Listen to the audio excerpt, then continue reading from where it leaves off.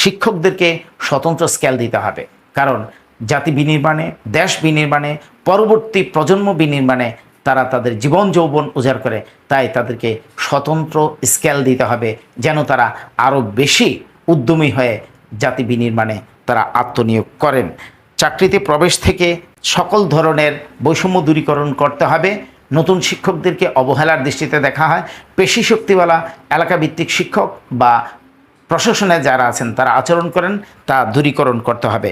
মাদ্রাসা শিক্ষক যিনি একই যোগ্যতায় মাদ্রাসা প্রবেশ করলে 11তম গ্রেড দেওয়া হয়, আর স্কুলে ঢুকলে তাকে 10ম গ্রেড দেওয়া হয়, তা রহিতকরণ করতে হবে। চাকরি থেকে যারা অবসরে গিয়েছেন তাদেরকে খুব দ্রুত, অর্থাৎ 3 মাসের মধ্যে ইএফটির মাধ্যমে তাদের অবসর কল্যাণের টাকা দিতে হবে।